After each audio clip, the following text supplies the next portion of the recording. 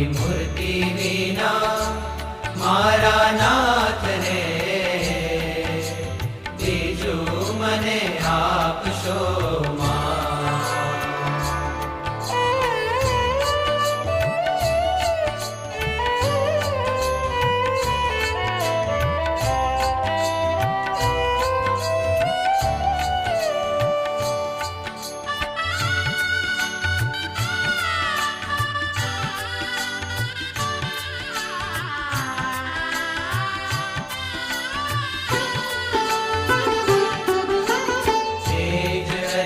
Dayanidhi